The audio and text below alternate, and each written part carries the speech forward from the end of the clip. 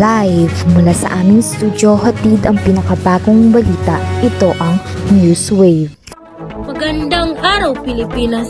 Sa ating unang alon ng balita, biglang sumiklab ang apoy sa parking station ng NAIA Terminal 3 noong hapon ng Lunes, Abril 22. Nasunog ang nasa 19 na sasakyang nakaparada.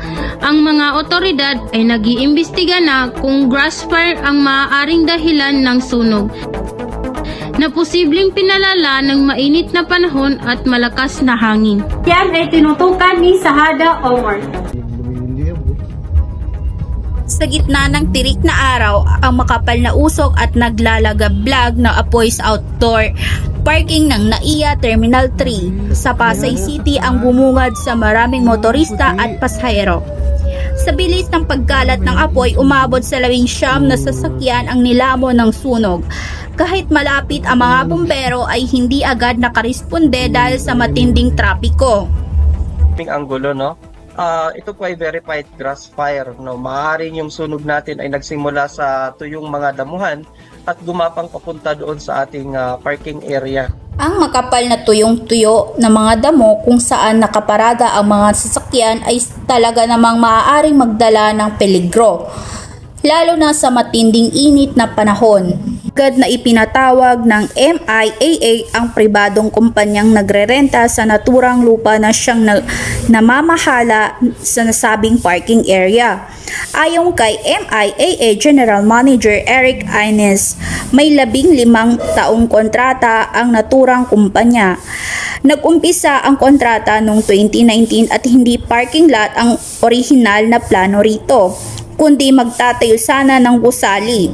Ngunit dahil hindi pa umuusad ang proyekto, ginawang parking space muna ito. Kaligay namin aksidente, siguro sinadya. Pero mabilis lang talaga kahit ako din nakakatakot to. Sindikan ng 150 piso.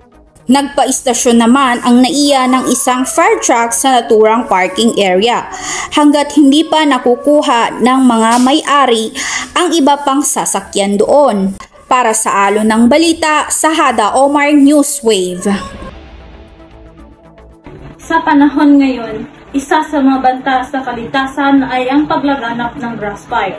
Sa gitna ng matinding init ng panahon, maaaring madali itong kumalat at magdulot ng pinsala. Kaya't mahalaga ang pagiging maingat at handa sa anumang sitwasyon. Ngunit kamakailan lamang, Abril 17, isang insidente ng grass fire o sunog ang naganap sa isang open space sa Purok Islam hanggang Purok Magkong. Agad namang napatay ang sunog dahil na rin sa agarang tugon ng BFP BARM and Office of Chief Minister sa tawag ni Cap. Datu Wawi Sema. Sa kabila naman ng matinding init na nararanasan natin, biglang nagdulot ng gulat ang pag-ulan sa ilang bahagi ng bansa. Ano nga ba ang likas na paliwanag sa ganitong pangyayari? Samahan natin si Noraida Maulana sa pagtuklas ng mga sagot mula sa mga eksperto ng Pag-asa. Sa mga nakaraang araw, ang gulo nga naman ng panahon.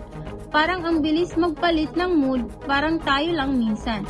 Halimbawa, ito ay naranasan sa bayan ng Upi sa Maguindanao, Bontoc, Mountain Province at ilang lugar sa Cavite.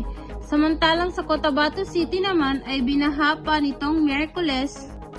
Ano nga ba ang dahilan sa ganitong mga kakaibang pangyayari sa panahon?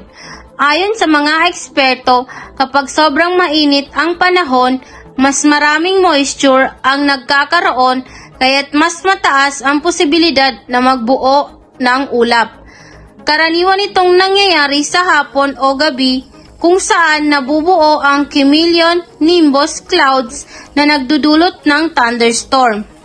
Thunderstorm po ay mainly driven by synoptic scale, medyo malalim po eh. Ito po ay driven by yung nearby bodies of water, yung water cycle natin. So kapag naiinitan po yung bodies of water natin, nagkakaroon ng evaporation. Yung updraft na yun or yung evaporation na yun, at kapag nag-accumulate yung mga evaporation na yun, yung vapor, yung water content na yun na nag-evaporate from bodies of water, maaari po siyang mag-develop into thunderstorm. Habang papalapit na ang huling buwan ng Mayo o unang bahagi ng Hunyo, magsisimula na rin ang monsoon o tag-ulan. Dapat daw nating paghandaan ang sagad na tag-init sa Mayo kung saan inaasahang mas magiging mainit pa at maaaring umabot sa 50 degrees Celsius ang heat index.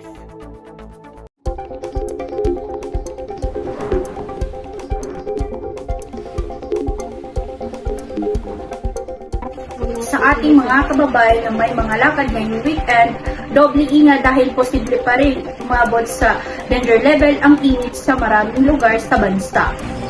Ngayong araw sumampa sa 48 degrees Celsius ang heat index sa Dagupan, Pangasinan. 38 lugar din ang nakapagtala ng lagpas 42 degrees Celsius na init o nasa danger level na. Ilang lugar sa Luzon ang posibleng makaranas ng 43 to 47 degrees Celsius na init, pati na rin sa ilang lugar sa Visayas at Mindanao, kasama ang Cotabato City na may heat index ng 43 degrees Celsius. Dapat ding paghandaan ang posibleng ulan dulot ng localized thunderstorms. Sa Sabado ng umaga ay inaasahan ang pag-ulan sa Caraga, Davao Region at Soc-Sargen sa Mindanao. Sa hapon na may maragdagan pa ang mga lugar na uulanin. Posible ang intense range kaya maging handa sa banta ng baha o pag-uho ng lupa.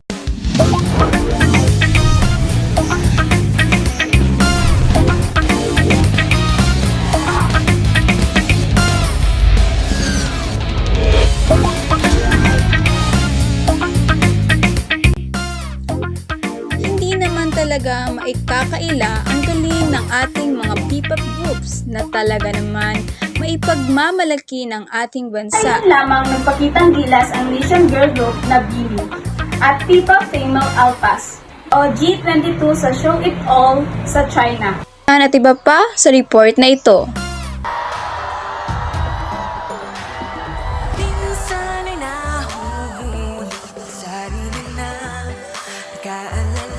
Ang international na ang Nation Girl Group na BINI. Nag-perform sila sa Show It All ng China. Kabilang sa pinerform nila ang bago nilang kantang Karera.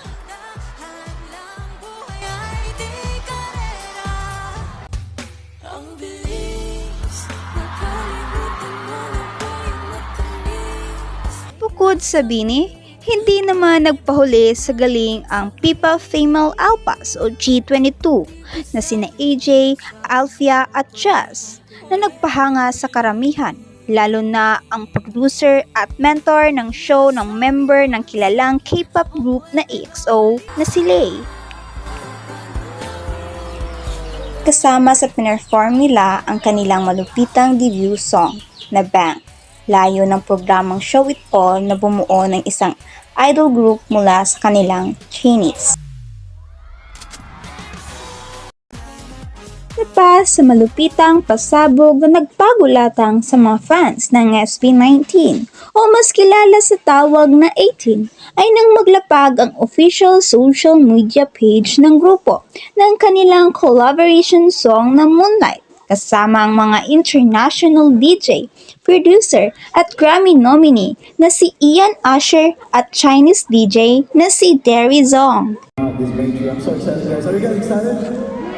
Kasabay nito ng kanilang pagtatag concert sa Dubai noong April 24, nasusundan naman ng kanilang pagtatag world tour sa Japan na nakatakda sa April 29.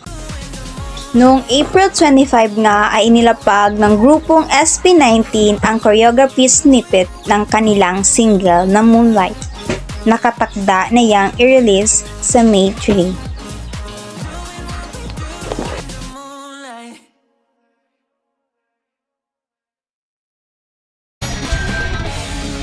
Yan ang alon ng mga balita sa showbiz. Ako po si Giselle Silorio, Newswave. Ang mga balitang hatid sa inyo ngayong Biyernes. Ako po si Jonah Marie Flores. At ako naman po si Noraida Maulana para sa inyong mga pangangailangan sa balita at impormasyon. Naglilingkod, Newswave.